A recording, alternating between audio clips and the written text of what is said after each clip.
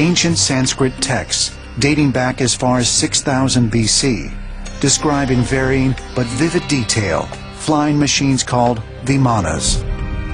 Although mainstream historians believe the Vimana texts are myths, many of the documents contain passages that seem to describe modern machinery and technology. The Vimanika Shastra goes into metals that are used in these craft. It talks about electricity and power sources. It talks about the pilots and the clothing they have to wear. It talks about the food that they eat. It talks even about the weapons that are kept on these airships.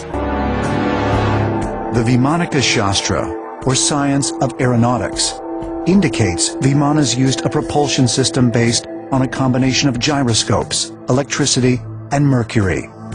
Is this possible? Mercury is an unusual element. Mercury is metal. It's also a liquid, and is a conductor of electricity. Now, there's unusual things you can do with mercury. You can put it into a closed gyroscopic device with mercury spinning around, and then you can electrify it. And studies have been done on this by NASA and by other scientists. And they find that you have levitation effects, anti-gravity kind of effects, and a spinning bright light is part of it too. The Vimanika Shastra suggests Vimanas were powered by several gyroscopes, placed inside a sealed liquid mercury vortex. Here's an example of a little kid's gyroscope.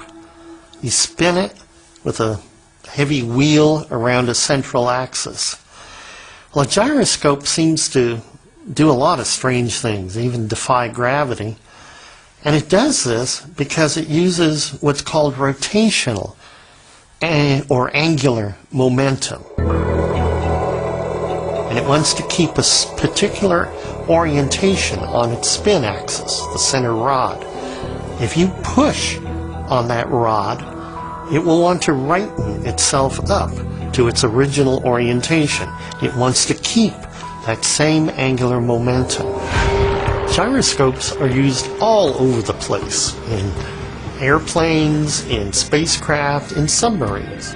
This allows them to determine their position based on where they started. They can also use it for finding their velocity or even just the orientation of the vehicle in space. One of the texts talks about Mercury rotating and driving some sort of a powerful wind or a windmill effect. That might be some sort of what we call a flywheel energy storage, where you have a spinning disk and then you extract energy from it slowly. That would be the mercury. And then that could be used to drive some sort of a propeller or what we call a ducted fan sort of system, like you have in a hovercraft.